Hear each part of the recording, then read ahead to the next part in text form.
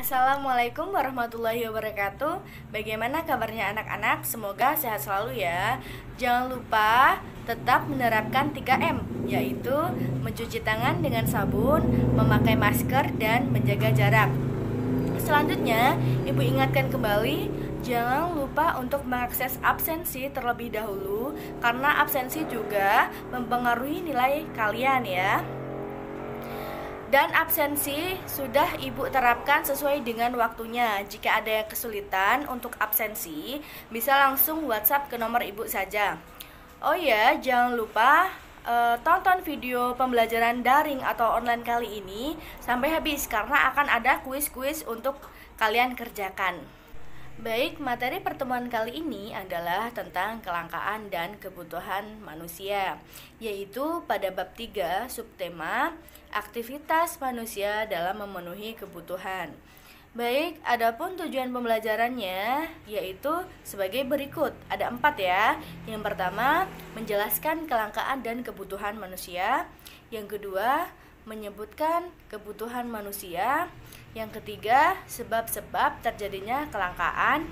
Yang keempat yaitu usaha-usaha manusia untuk mengatasi kelangkaan sumber daya. Baik, di sini langsung saja ya membahas masalah yang pertama, yaitu tentang pengertian kelangkaan dan kebutuhan manusia. Masalah utama ekonomi yaitu tentang kelangkaan atau biasanya disebut dengan scarcity. Kelangkaan terjadi ketika sumber daya atau biasa disebut dengan pemenuh kebutuhan barang dan jasa terbatas, baik dalam jumlah maupun mutunya. Sedangkan kebutuhan manusia tidak terbatas jumlahnya atau keinginannya selalu ingin terpenuhi dengan terus-menerus.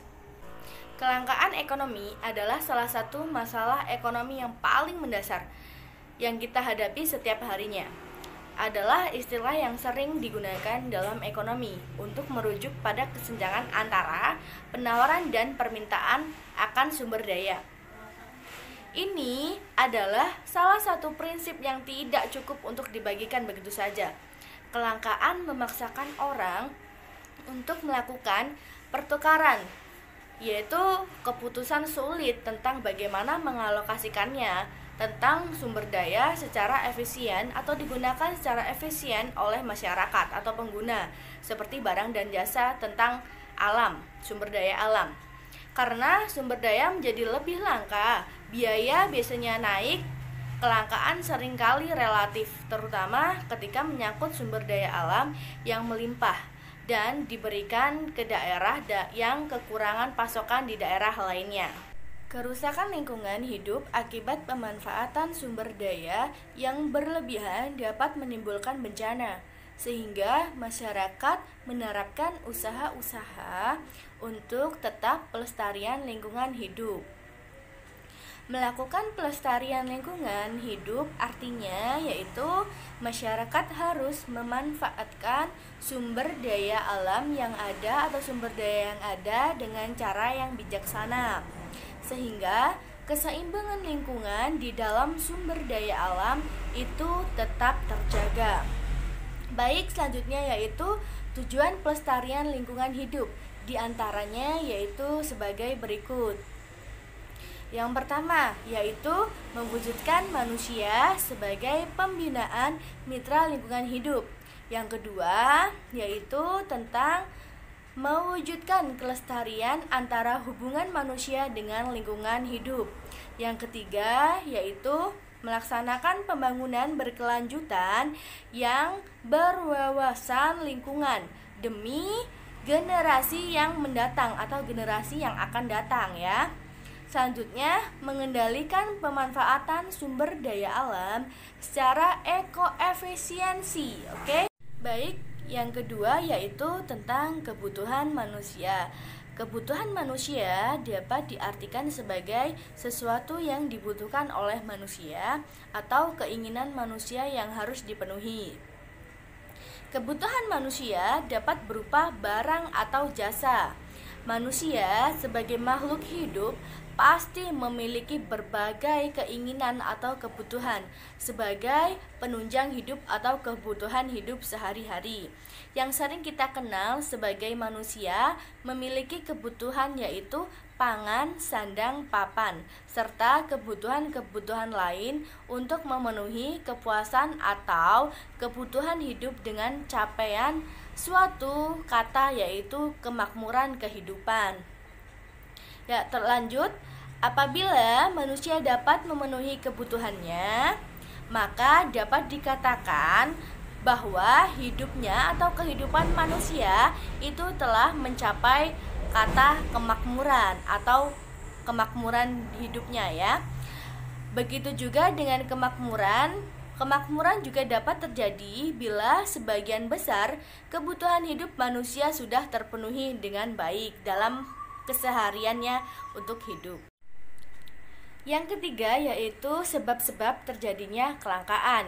Yang pertama itu ada jumlah sumber daya yang terbatas.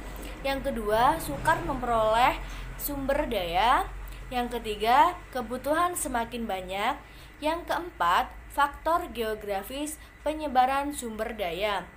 Dan faktor-faktor tersebut itu sangat banyak sekali ya negatifnya, karena akhirnya jika faktor geografis juga tidak mendukung, maka kebutuhan juga tidak akan mendukung pula ya. Jumlah sumber daya yang sangat terbatas juga itu membuat manusia sangat sulit untuk mendapatkan sumber daya dengan baik secara setiap harinya atau terus-menerus.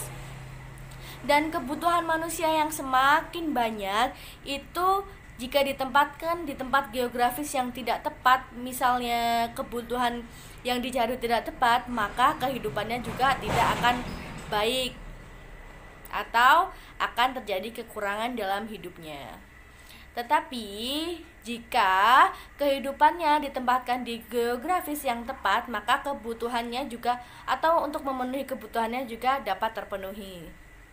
Yang keempat yaitu usaha-usaha manusia untuk mengatasi kelangkaan.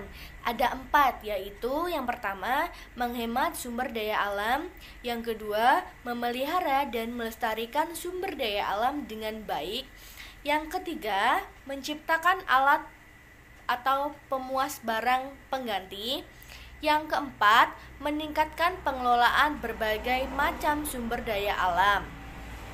Contohnya itu ada banyak sekali ya, bisa Ibu jelaskan. Yang pertama, gunakan pemanas air tenaga surya.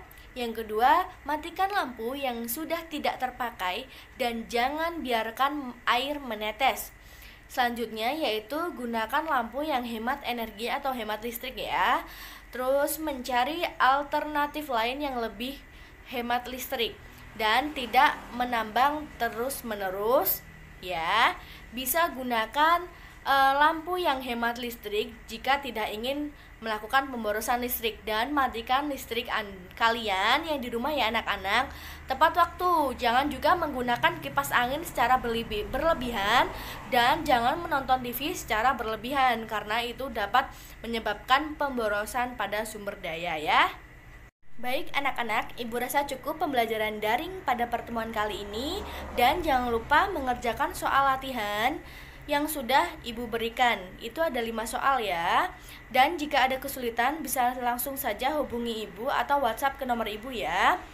Dan sampai jumpa minggu depan. Wassalamualaikum warahmatullahi wabarakatuh.